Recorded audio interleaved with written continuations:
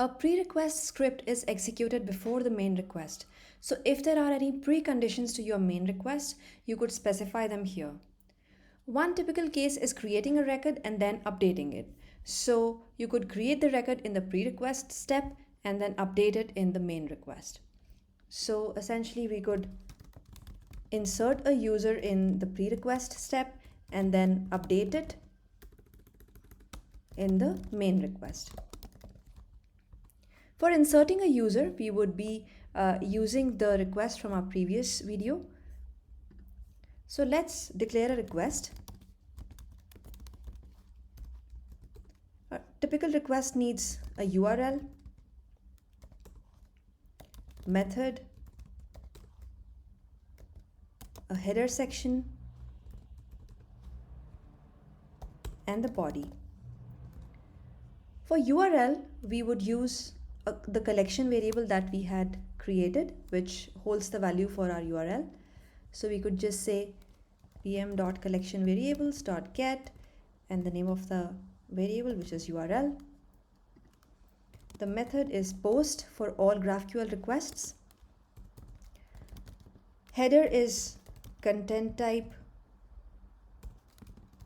application JSON. For the request body, we start with json.stringify. And then the typical format for GraphQL is specifying the keyword query, quotes, and the actual request will be enclosed in these quotes. We can copy the request, the insert user's request directly from our previous work. We just need to condense it into one line, and we can also remove the extra output fields because all we need is an ID to update the record. I have already condensed it, so let me copy this, and I would be placing this value in the quotes here. Okay, so our request looks just about ready. We will now write code to execute this request. We'll say pm.send request, the name of the request, which is pre-request, and then what to do in case we get an error, and then how do we handle the response. Okay, so we expect that when we insert a user, the response would contain the ID of the inserted user. So we would like to save that ID into a variable for the future use. So we can say pm.variables.set. We're essentially creating a new variable here, saying user ID. And then let's see how the response JSON looks like. So this is the response JSON when I create a new user. So there is data, insert users, returning, and then ID. So we need to specify this hierarchy.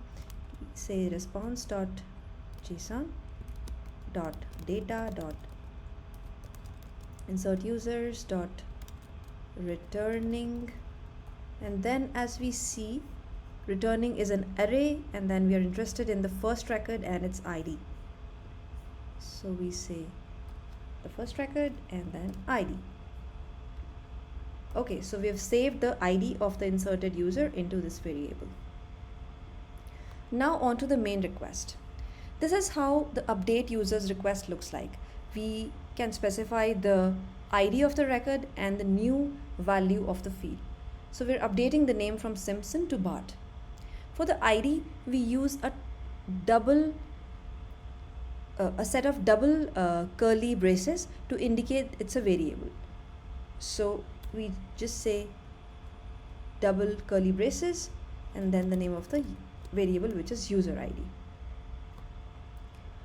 Okay, so our mutation request looks ready and we can send it. Okay, so the user has been updated and we see its ID and the updated name, which is Bart. To debug a pre-request script, we need to rely on the console. So we can look at the last two requests. Okay, so first request, as we expected, inserts the user and responds with the ID. The second request uses its ID So as we can see, the ID, the variable user ID has been substituted with the value of the ID from the previous request. And then we see the response here. So this is how we write a pre-request in GraphQL. We have used a mutation example, but we can very similarly write a query. Just enclose it in the quotes here and it should work just as well.